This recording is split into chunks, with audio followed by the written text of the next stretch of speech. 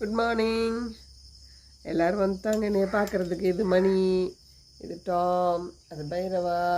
மாஷா எங்கே போன? மாஷா வரும் போ. இன்னொரு சிப்பி பாறை, அதுதான் நேற்று 4 குட்டி போட்டிருக்கு. 4 குட்டி போட்டு அவங்க ரூமில் படுத்துருக்காங்க.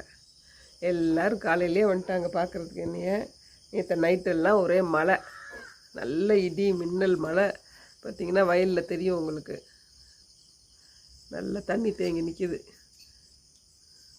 இது என்ன அப்படின்னா, நாங்கள் என்னைக்கு தண்ணி பாய்ச்சுறோமோ அன்றைக்கி தான் விடாது மழை பெய்யும். அது தண்ணி பாய்ச்சாமல் 2 நாள் 1 வாரமாக வெயிட் பண்ணோம், மழை வரல.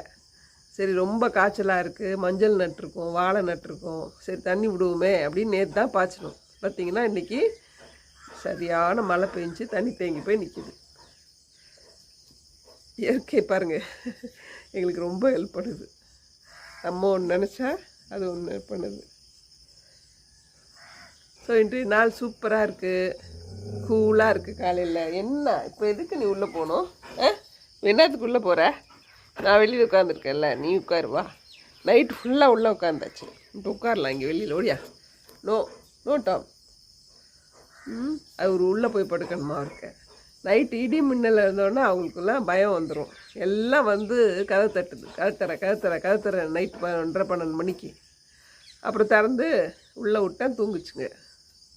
இது பாருங்கள், இந்த காக்காக்கெல்லாம் உருக்குது, பூச்சி புழு வர்றது. தண்ணி தேங்கி இருக்குது, அதில் இருக்கக்கூடிய மண் புழு தண்ணி குடிக்குது அழகா. சூப்பராக கூலாக இருக்குது இன்றைக்கி. இப்படியே இருந்தால் நல்லாயிருக்கும். இன்னும் கொஞ்ச நாள் இந்த கத்திரி வெயிலும் அப்படியே போயிடுச்சுன்னா சூப்பராக இருக்கும். கத்திரி வெயில் மாதிரி ஆனால் தெரியலை. ஏன்னா 2 நாள் வெயில் அடித்தா கூட 3ஆவது நாள் லைட்டாக கூட மழை பெஞ்சு கொஞ்சம் கூலாக்கிடுது. அதனால் இந்த வருஷம் கொஞ்சம் பரவாயில்லையோன்னு தோணுது. உங்கள் ஊரில் எப்படி இருக்குங்கிறத கமெண்ட் பண்ணுங்கள். இன்றைக்கி நான் என்ன பண்ண போகிறேன், என்ன பண்ணலான்னு இருக்கேன், ஒன்றும் பெருசாக இல்லை. போய் அந்த 4 குட்டி போட்டிருக்குது, அதெல்லாம் போய் பார்க்கணும். பார்த்துட்டு அவங்கள வேறு ஒரு இடத்துக்கு மாற்றணும்.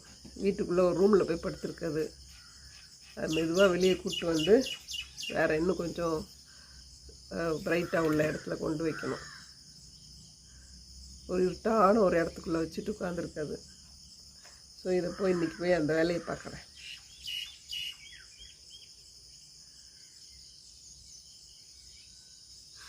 ரொம்ப நல்லா இருக்குல்ல காலையில் நேரத்தில். இன்னும் கொஞ்சம் கொசு தான் கடிக்குது.